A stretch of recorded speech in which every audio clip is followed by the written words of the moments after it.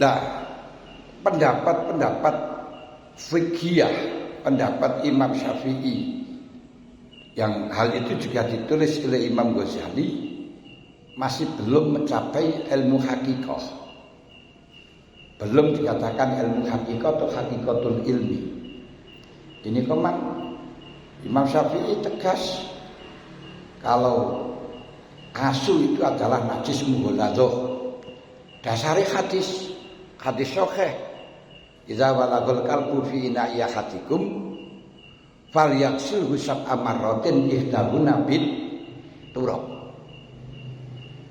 Kalau ada wadah dijilat asu harus dibasuh kali 7, salah satu dengan debu. Ini berarti pantas kalau wadah itu dihukumi dengan najis mughaladzah. Dan dikembangkan lagi oleh Imam Syafi'i, dianalogikan dengan itu khinzir, babi itu juga najis mughaladzah karena lebih parah. Tapi apa yang disampaikan oleh Imam Syafi'i itu bisa ditashkek, bisa ditardid dengan dalil, bisa diperagukan dengan dalil.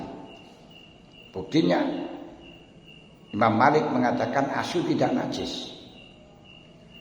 Dan cukup mematahkan dalilnya Imam Syafi'i dengan mengatakan tidak ada dalil yang menunjukkan asu itu najis baik dari Quran dan hadis. Loh, nah tadi idza walagul qalbu fi ina'i ahadikum itu kan hanya mengatakan kalau dijilat asu harus dibasuh kali 7, salah satu dengan debu. Apa yang harus dibasuh, diperintahkan dibasuh itu bukan berarti najis. Seperti hanya kita akan melaksanakan sholat ketika sudah batal wudunya, ini berarti harus basuh wajah, tangan, sebagian kepala dan kaki. Apakah di sini wajib basuh wajah berarti wajahnya najis? Kan tidak. Ketika orang sudah berhubungan dengan intim junub, wala junuban ila akhiri sabil hatta tasilu, wajib dibasuh, wajib mandi. Apakah kalau sudah wajib mandi ini berarti najis? Kan ya tidak. Ternyata barang yang wajib dibasuh tidak semuanya itu najis. Jangan langsung memvonis ketika sesuatu itu wajib dibasuh terus dihukumi najis. Berarti dalil yang disampaikan oleh Syafi'iyah ini adalah bisa ditashkek, bisa diperagukan dengan dalil. Menghilangkan najis saja. Cara Imam Syafi'i menghilangkan najis itu harus dengan air mutlak. Dalilnya Al-Quran sharih. Sehingga di dalam fikihnya Imam Syafi'i mengatakan la yuzilu najasata wa la yarfa'ul hadas illa ma'un mutlaqun. Tidak bisa menghilangkan najis, tidak bisa menghilangkan hadas kecuali air mutlak. Dasarnya firman Allah wa yunazzilu minas samaa'i ma'an liyutahhirakum bih. Allah menurunkan air dari langit untuk digunakan sesuci. Yang berarti bisa diambil mafhum mukhalafah, selain air yang mutlak tidak bisa digunakan untuk sesuci. Ini menurut Imam Malik, Imam Syafi'i. Tapi cara Abu Hanifah tidak. Orang wudu itu tidak harus menggunakan air mutlak, air dari langit, tidak. Menghilangkan najis itu juga tidak harus dengan air. Makanya kalau menurut Imam Syafi'i, Imam Hanafi, najis itu bisa dihilangkan dengan cara dibakar. Di samping ada kayu, ada besi kena najis, dibakar hilang, sudah suci. Bisa dijemur dengan matahari. Makanya ini bisa dijadikan solusi orang-orang yang punya anak kecil yang masih suka ngompol di atas kasur. Nah, kalau kasur diompoli disuruh nyuci kan ya sulit. Mulai wis diompoli terus dicuci lagi, jiluke tepos. Kita jemur saja setelahnya hilang bau dan rasa, sudah hilang najisnya, ya suci. Cara menurut Abu Hanifah. Kenapa kok api bisa menghilangkan najis? Menurut Abu Hanifah, ayat itu yang disampaikan oleh Imam Syafi'i bahwa Allah Ta'ala menurunkan air digunakan untuk sesuci, ini tidak bisa diambil mafhum bahwa selain air itu bisa digunakan untuk sesuci. Hanya Allah mengatakan kalau air diturunkan untuk sesuci, tapi sesuci tidak bisa divonis harus dengan air. Buktinya menghilangkan dosa saja orang itu ya dibakar. Api ini bisa menghilangkan dosa. Nah ini wong itu kalau sudah banyak dosanya dimasukkan neraka, nanti akan bisa habis dosanya. Demikian pula orang yang kena kolesterol, kena napa niku asam urat. Nah niku cara menghilangkannya ya dibakar. Nah, saya dibakar bahkan dijemur. Nah, dijemur. Orang darah rendah dijemur sehingga mengeluarkan keringat. Dijemur dengan jaketan, dikerukep, akhirnya keluar keringatnya banyak. Ini akan bisa menghilangkan kotoran-kotoran termasuk kolesterol yang semacam itu. Mulane saniki diwujudaken dengan model apa itu namanya sauna. Sauna niku dimasukkan di dalam kamar, kemudian diubuk karo empon-empon atau rempah-rempah. Nah, itu sauna. Iki ya larang ya, 200 kok 50 ini sauna. Kita sing sauna alami enggak usah anu ya mlebu nang kamar apa mlebu jaketan lagi panasan utawa nek ana mobil ngene kok mlebu nang mobil di tutupi kabeh, ini sebentar saja sudah keluar keringat. Saya itu kalau sudah kolesterol kumat itu semacam itu, tak bakar mobil saya keluarkan di panasan, kunci koconya dirapetin semuanya, pemane jaket, sebentar saja sudah dibakar keringat. Itu kolesterol entek, betul loh. Berarti menghilangkan najis itu tidak harus dengan air, dengan api pun juga bisa. Ini model pendekatan Imam Syafi'i Abu Hanifah. Maka dalil yang disampaikan Imam Syafi'i itu bisa menjadi ragu, bisa menjadi batal dengan adanya semacam itu. Kenapa? Imam Syafi'i kan narasinya dengan adanya Allah Ta'ala menurunkan air untuk sesuci, berarti selain air tidak bisa digunakan untuk sesuci. Tapi Abu Hanifah mengatakan memang Allah Ta'ala menurunkan air untuk sesuci, akan tetapi disuci tidak harus digunakan air. Karena Allah tidak membatasi, tidak melarang. Semacam itu. Termasuk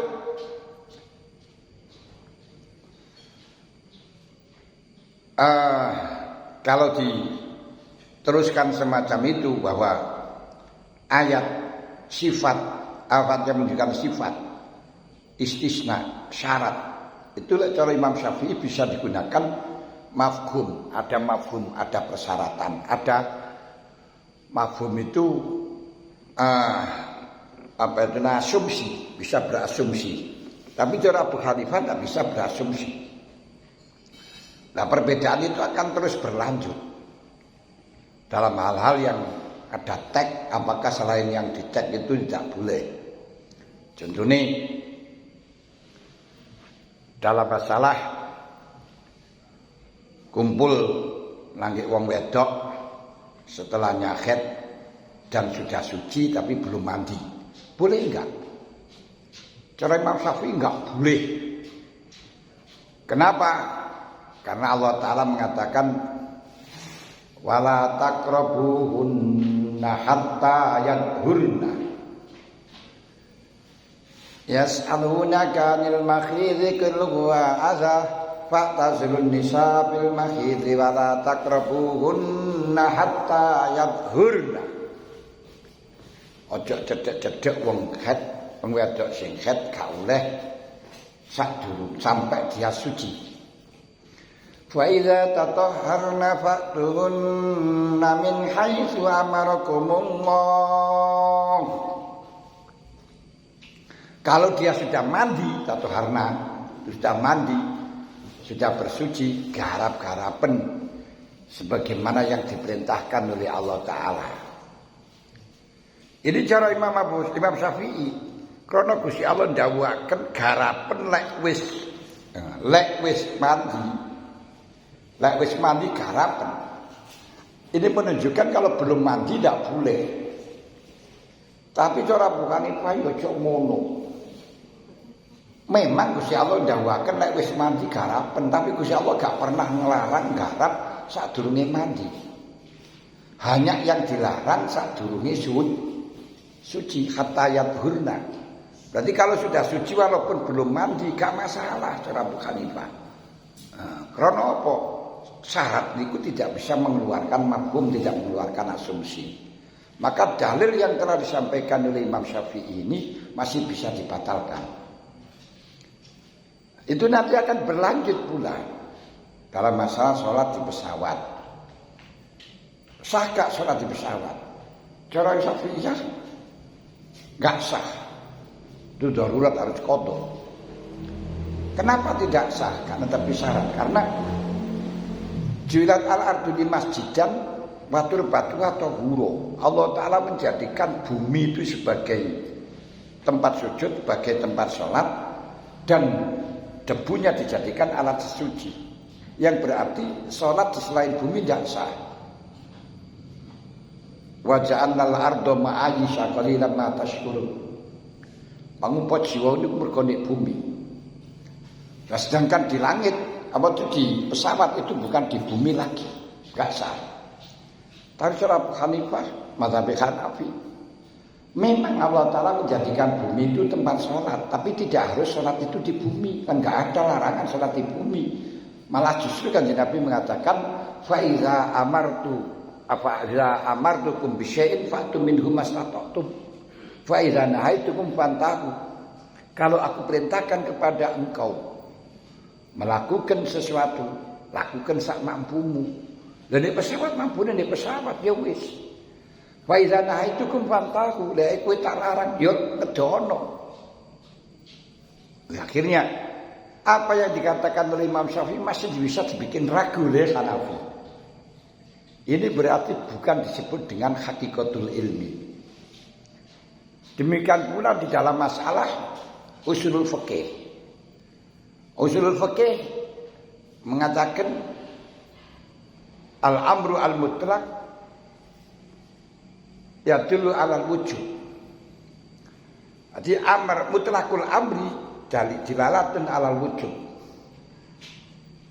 Kalau ono amar sing dimutlakno niki berarti dilalai wujub.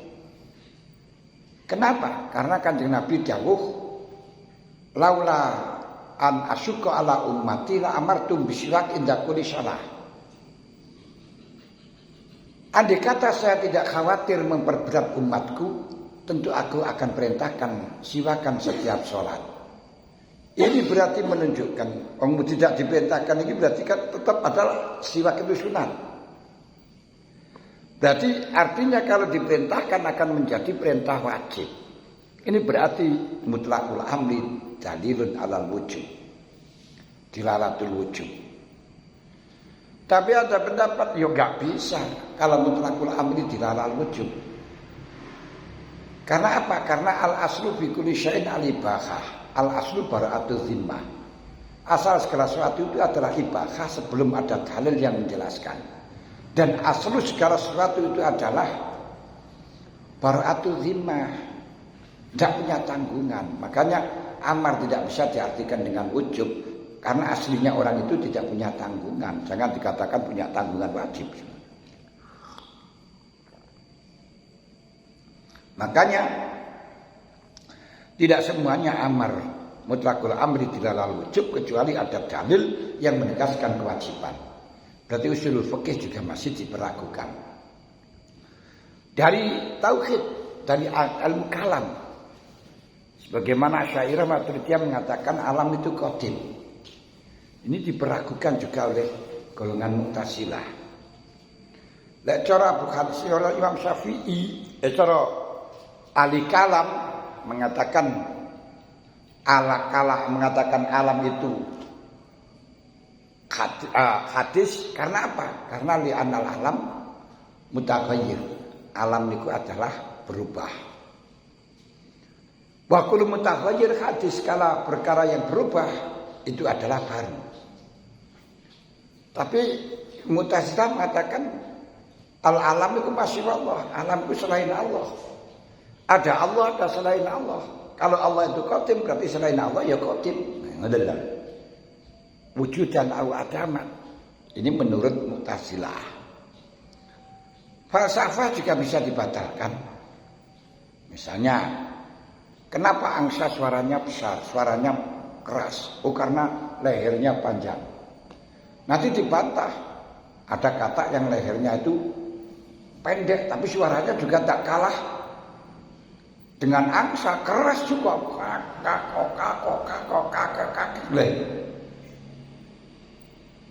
Kalau ada suket di tepi sungai subur, kenapa? Karena selalu kena air. Ternyata ada yang selalu kena air nggak bisa subur-subur, nggak punya subur, sampai punya rambut yang selalu bersentuhan dengan air tapi tidak pernah subur. Nah, ini kan berarti gak karena air, masih bisa dibatalkan.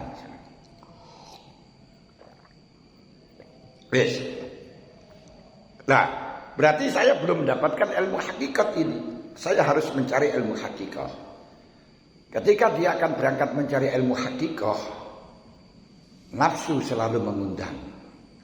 Kenapa kamu akan pergi? Kamu sudah jadi kiai dan kiainya kiai, bahkan raja saja sudah takluk kepada kamu. Kenapa kamu akan pergi? Nanti perkara yang kau tinggalkan akan kau cari dan dia sudah tidak ada lagi. Ketika sudah berhenti, sirrul qalbi, sirrul asrar, lubuk hati mengatakan, berangkatlah. Iman mengatakan, berangkatlah mencari ilmu, yang kau tuju masih jauh, sedangkan usiamu sudah hampir habis. Ingin berangkat. Baru tarik ulur yang semacam itu mengakibatkan Imam Ghazali susah, sampai enggak doyan makan, enggak doyan minum, ngakan tak nyaman, tedung tak ngide. Akhirnya badannya kurus, sakit.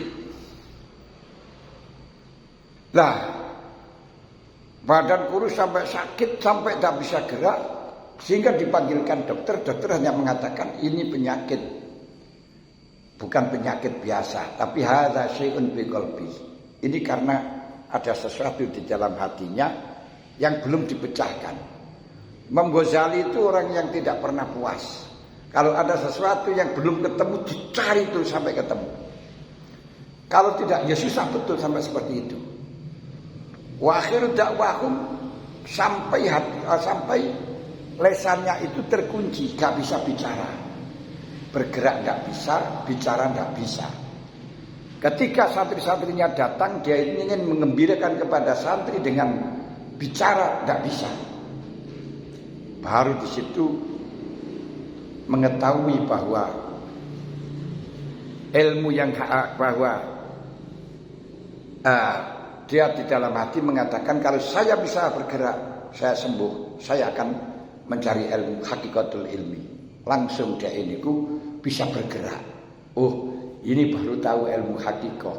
Ternyata selama ini saya tidak bisa bergerak apa-apa. Yang gerakkan adalah Allah. Dan ternyata saya tidak punya ilmu apa-apa. Yang punya Allah. Kenyataan ini punya ilmu banyak pun, berketahuan pun, kalau Gusti Allah tidak pernah memberikan, tidak bisa. Saya kira soal ilmu macam-macam terus gak iso nyampe, gak iso ngomong, terus awake gak iso obah. Bagaimana caranya? Gak ada ilmunya. Nah, berarti ilmu yang bisa dirasakan. Berarti untuk mengetahui hakikatul fitri, setelahnya kita mengetahui hakikatul ilmi, maka perlu kita ketahui dari diri kita itu siapa. Delon. Lek cara lahirnya kita niku gabungan antara jasad karo roh. Lho apa lek wis ana jasad karo roh niku menungso? Tidak. Ternyata sing jasad karo roh niku sik padha karo sapi, padha karo wedhus, padha karo binatang. Karena binatang itu juga punya jasad, juga punya roh. Malah justru jasadnya binatang lebih kuat daripada manusia. Berarti fitrah manusia itu apa? Bukan jasad dan roh, tapi ilmu. Karena dengan ilmu binatang bisa dikuasai, biasanya bisa kalah. Binatang yang sangat pemberani seperti harimau dan singa kalah dengan manusia karena punya ilmu. Gajah yang paling besar dan kuat sampai kayu yang besar saja diangkat kalah dengan manusia karena ilmu. Yes. Kalau di situ punya ilmu, apakah sudah disebut dengan manusia seutuhnya? Belum fitrah. Ilmu tidak akan berguna tanpa diamalkan. Kalau wis diamal napa jane iku fitrah? Enggak. Ternyata wong sing ngamalke ilmune, duwe ilmu dan diamalkan belum berarti menjadi manusia seutuhnya, mergo sik padha karo iblis. Nah iblis niku lama dadi gurune malaikat mawon 20.000 tahun. Ahli ibadah tukang sujud nang Gusti Allah sadurunge Nabi Adam didadekno niku pun sujud 500 tahun. Berarti kalau kita hanya mengandalkan ilmu dan amal, ini masih belum ada perbedaan dengan iblis. Nah, bisa keluar, bisa beda dengan iblis bagaimana? Yaitu iblis tidak mau merasa bersalah. Iblis itu tidak mau merasa rendah, tapi sombong. Diniku merasa dirinya lebih baik. Karenanya kalau kita merasa dirinya lebih baik, berarti sepodo karo iblis. Supaya iso jadi menungso sebetulnya. Fitrah kita adalah merasa tidak punya apa-apa. Tapi yang ada kita hanya digerakkan oleh Allah, diatur oleh Allah. Nah ini didhawuhna ketika kita masih di dalam alamul arwah, didhawuhi kali Gusti Allah, alastu bi rabbikum, kita mengatakan qalu bala syahidna. Wis. Bala syahidna. Berarti dalam kembali kepada fitri dengan halal bihalal, berarti kita harus merasa bersalah, merasa tidak punya apa-apa, merasa tidak punya keahlian apa-apa. Karena kita aslinya tidak punya apa-apa, kalau dipuji orang, maka gantilah engkau memuji yang menutupi kepada engkau. Sebab ketika orang mengatakan baik kepada kamu, sebenarnya karena ditutupi kebaikannya Allah. Andai kata tidak ditutupi kebaikannya Allah, kamu akan kelihatan jelek gak karuan. Wong sing ngwayu ngoten niku saking dilabur karo kulit apik karo Gusti Allah. Kulite dilangi ngoten mawon terus burik-burik ati elek. Hah? Nggih. Ditutupi karo Gusti Allah dilangi ngono. Lha wong sing kepenting-keting itu dilangi karo Gusti Allah, gigine dilangi, uret-uret akhirnya dadi kaya jenengan gede. Ditutup, hilang tutupi. Ketika orang itu tahu batin kita, tentu akan gila kabeh. Awak ini jerune ki apa? Tahu kasroh. Cuma ketutupan kali daging. Daging itu tutup. Balungnya gitu mau dagingnya gak enak terus marun dikatakan balungnya itu akhirnya tadi nopo niku jenenge tengkorak medeni kabeh. Makanya kalau kita dipuji oleh Allah, mujilah ganti kepada Allah, dikarenakan sebenarnya kita ditutupi oleh sifat jamalnya Allah, ditutupi dengan sifat bagusnya Gusti Allah. Wis. Berarti intinya balik nang fitrah, kita merasa bersalah. Kita merasa bersalah niku sulit sekali. Wong niku kok rumangsa salah niku angel. Angel. Karena tidak bisa lepas seorang itu dari sifat kesombongan. Tidak ada satupun yang bisa lepas sama kesombongan. Kiai pun juga enek kesombongan nih. Hanya saja caranya kita menghilangkan kesombongan supaya tidak berdosa. Yaitu kita tidak setuju atau ingkar dengan sifat yang terjadi pada diri kita dan jangan sampai melakukan tuntutan sombong sehingga menjadi engkres atau kemelelet aja ngeten lawan ini. Aja kemelelet. Wis. Kalau kita sudah mau merasa bersalah, akhirnya jadi kupat. Kupat itu ngaku lepat, lek jadi kupat malah dadine lontong. Lontong niku olone kotong. Iki lho ujian kabeh. Lah wis olone kotong dadi siji ya sampai diudari. Hanya gara-gara beda partai, hanya gara-gara beda yang dipilih, hanya gara-gara rebutan tongkat, gara-gara gak dikongkon mimpin tahlil. Jangan sampai diudari yang semacam ini. Tapi harus dikat dengan lepet ditaleni telu. Jadi artinya jangan sampai pisah kecuali sampai ditaleni telu. Nah, inilah yang dikendaki dengan kita harus balik nangge fitri kita nih dulu. Rumongso salah wae gak ndi apa-apa. Sehingga ketika kita merasa tidak punya apa-apa, kita tidak bisa apa-apa. Sehingga kita tidak pernah akan menyalahkan kepada seseorang dan tidak berbuat salah kepada seseorang. Berarti itu kembali fitri itu adalah tobat setelahnya kita lepas dari fitri.